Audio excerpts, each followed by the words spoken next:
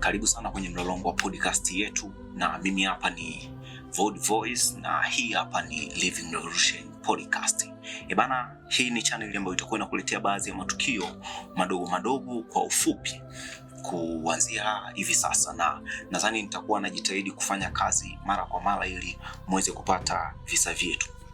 Sasa leo hapa nilikuwa nimewaletea story ya watu fulani hivi huko Uingereza ambayo wanadai kwamba mbwa alipata kutumia bangi na akala usingizi wa ndani ya siku 2 hivi. Sasa story yetu inaanzia London, Uingereza, ambako timu ya uokoaji wa mlima wa Ben Nevis italazimika kumwokoa mbwa aliyepoteza fahamu baada ya kutumia kilevi aina ya bangi.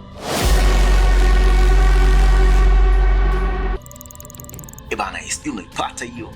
Sasa wenzetu kwanza wana tabia baadhi tofauti kama wanyama kuwahudumia kama binadamu. Sasa hiyo sisi kwetu haipo.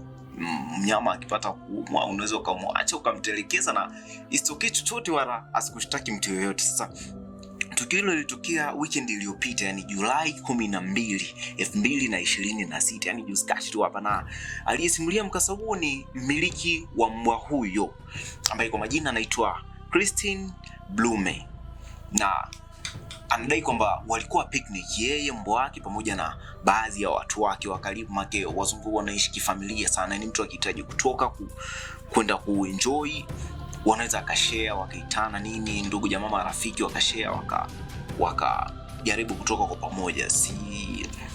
Wakiwa sehemu hiyo siku hiyo alikuwa naye kwenye safari ya kupanda mlima, lakini ghafla mbwa huyo alizidiwa wakiwa nusu ya umbali wa futi 4413 kufika kilele cha mlima huo.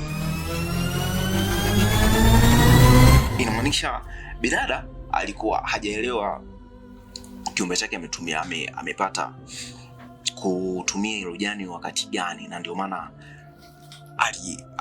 walifika nusu ya safari ndo situation za mbwa ndo zikamfanya aanze kuhisi baadhi ya dalili za tofauti, kwa sababu wenyewe mbwa wao huwa wanaishi nao kama anavyoishi tu na rafiki, yani una uwezo wa kumjua vizuri na kumuelezea kiundani. Kwao akawa amegundua baadhi ya tofauti. Blume ameeleza kwa hali hiyo alizungumza tukio hilo na kumtaja mbwa huyo kwa jina la Tokyo. Blume amesema kwamba ghafla alipoteza nguvu ya kutembea na kupoteza fahamu. Blume akaeleza kuwa hali hiyo ilimfanya apige simu kwa timu ya uokoaji. Sijui mnanielewa, nyinyi mna timu ya uokoaji, zimamoto, sijui nini maduasha kibao, lakini wenyewe ndo kibao zaidi. Just imagine mbwa anapata tatizo lakini inapigiwa simu ya timu ya uokoaji kwa ajili ya kuja kumwokoa mbwa ambaye amepoteza fahamu na kushindwa kutembea. Blume ameeleza kuwa hali hiyo ilimfanya apige simu kwa timu ya uokoaji ambayo ilifika na kumsaidia kumkimbiza hospitali ya wanyama akiwa hajitambui. Sasa tuachane tu na timu kwamba ni kuna hospitali ambazo ni rasmi kabisa, na kama nyinyi ambao mnapigia simu ambulance ikitokea umepata dharura ambayo una uwezo wa kujihudumia, lakini sehemu uliopo hakuna mazingira ya kusupport, lazima upige simu upate huduma ya ambulance kupeleke hospitali ambayo itakuwa simu hiyo imefika, kwa sababu zile namba huwa zinapiga kulingana na umbali uliopo na hospitali ambayo unaweza kupata huduma kwa uharaka.